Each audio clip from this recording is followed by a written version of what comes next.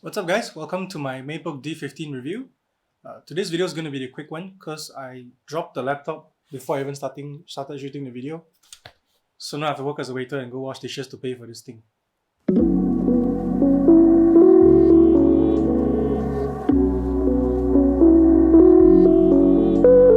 Okay, let's run through the specs first. This is the 2021 model 10th generation Core i5 with 8 gigs of RAM and 512 gigs of SSD storage. So I'll tell you guys right away, this is not a gaming laptop. It does not have a dedicated graphics card. It's been removed to last a longer battery life because this laptop is meant for students alike or office workers who want to just do basic work all day long. Now let's move to the exterior. It's Huawei's classic Mystic Grey, which matches a lot of their other products. It's a very satin finish with a metallic premium feel, and it's only 1.56 kilograms light. You can also see that the body is actually very thin. Actually, Huawei's MateBooks probably have one of my favorite designs. The display is a 1080p IPS display. You call it full view because of the very thin bezels, which is very modern looking. Top tier points here, it looks very stylish, especially when it's still a budget laptop. The top coat of the display is matte, which is very good, so you won't get any glare from lights directly above you. Some of the more expensive MateBooks have glossy finishes instead of matte, so that's kind of weird. The peak brightness is at 250 nits, so if you plan to do work outdoors, this laptop may not be for you. You may want to look for a more expensive MateBook. And also the color gamut while being IPS is not fantastic, so if you want to do color work, you should consider a higher end MateBook. Onto the body of the laptop, it has a fingerprint scanner which is very fast and more secure than facial recognition, so that's really nice. It's one of the MateBook staple designs and I'm all for it. I wish more laptops did this, honestly. The keyboard is also pretty okay. It's a tactile, responsive, chiclet style keyboard. There's not much to complain here, it just works and it feels like very satisfying. It feels like a good laptop, yeah. Like, I built custom keyboards and this is no issue for me. It feels very nice.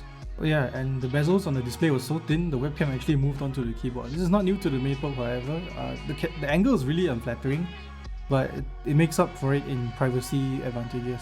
And onto the trackpad is also very big for the 15.6 inch footprint. You can see that the bottom corner it goes in deeper, whereas the top corner does not go in as deep. So if you like a nice deep click, this laptop has it. The D15 also has Huawei Share, so if you use a Huawei phone, you can mirror and control your phone as well as transfer files from your laptop. So you never have to leave your laptop to unlock your phone, which is very convenient and quick. Battery life is one of the key points of the D15. There's no dedicated graphics card, so it lasts very long. You can see at 90% with more battery mode, there's almost 8 hours left, and this was only one tap on Chrome lah. But if I open up YouTube videos, it jumped down to around 6 hours plus with 80% in the battery. So this will last you through the day or several lectures for sure.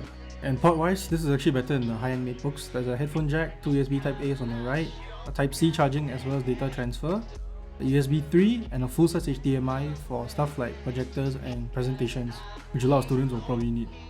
And if you're a student, you can just carry the laptop charger around and charge your Type-C phone with it also, so it like saves weight in your bag, so you don't have to carry as much. And underneath the laptop, on the left and right, there's the speaker which is downward facing. It's very loud, very clear, no complaints, very good. And you see the giant top vent there, that's for the cooling, so do not put this laptop on like a carpet because that will suffocate it. And if you lift it up, there's a lip for you to open up the lid of your laptop easier, and the microphones are placed there as well. So it said that this laptop was not meant for gaming, but I'm sure there's one or two teenagers in denial. But I'll tell you, like, if you play League of Legends, it'll be fine. But if you play anything newer or more intensive like Genshin or Valorant, this will not do because it floats around like 40 to 50 FPS most of the time, and even lower when action happens. But that's not the most important thing. The frame time and render latency is actually really high. It's almost double what we call acceptable, so it's not a good time.